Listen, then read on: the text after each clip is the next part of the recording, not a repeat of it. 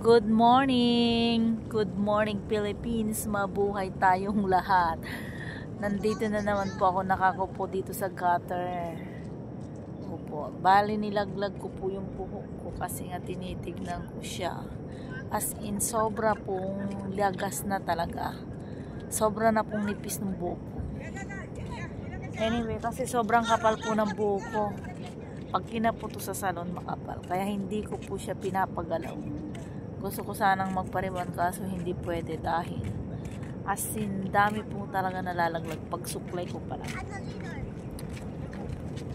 Tapos may ang lalaki ng tagyawat ko. Sakit, my god. Hindi ko alam guys kung bakit, kung kailan ako tumanda saka ako nagkakatagyawat. Nung bata ako hindi ako nagkakatagyawat. Hanggang na ditong umupo, my god, nakaka-relax ng utak lahat. Nare-relax pati yung katawan. Kaya anyway, araw-araw na ako nandito naglalakad. Talagang everyday na. Except lang po sa Sunday. Sabi yung gusto ko na magpariban kasi ang pangit talaga ng buhok ko, buwagkag. Kaso takot ako baka pagsuklay pagkariban ay maubos. Kaya yun po yung dahilan. Nakikichismis pa ako doon kanina po kay ate na nagbibingwit. Oo. Ayan, ayusin natin ang konti. Sobra na siyang manipis. I don't know why.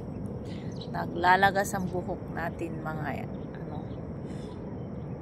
madlang people.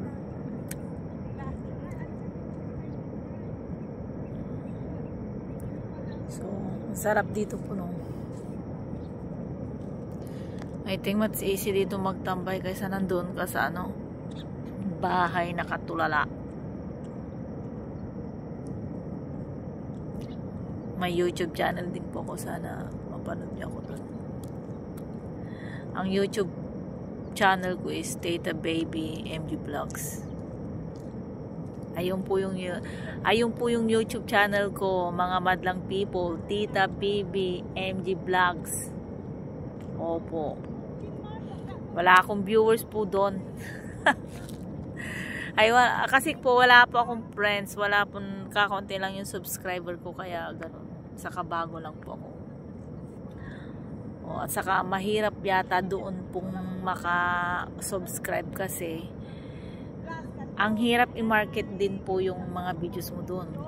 Hindi gaya po sa Facebook na pwede mong i-share sa mga friends mo kasi usually sa Facebook, di ba, marami kang kaibigan. So, kaya mong i-market yung mga ibang mong videos through sharing or inviting some people like that. Pero minsan ako nagsishare, pero minsan na rin ako mag-share sa mga direct to sa mga friends sa FB. Opo. Siguro naman si Meta, if you are not how you call that, kung hindi ka lumalabag naman siguro kay Meta is, at saka maganda po yung videos mo, mga interesting, mga may mapipick up, siguro si mismo Meta na rin yung magko-commercial sa mga videos mo, so makikilala ka ng tao. Siguro ganun din sa YouTube po. Feeling ko lang. Wala kasi akong follower, kakaunti rin po. Kasi dati hindi talaga ako very private po ako na tao. Wala akong mga friends, kaya ngayon lang po ako nag-public para makakuha ng followers nung simula nag-video. Ayun. Parang ang haba na yata. So, anyway. Thank you very much and sa pag-share nyo sa mga videos ko at sa panonood na rin. God bless us everyone. Thank you. Bye-bye. See you next time again.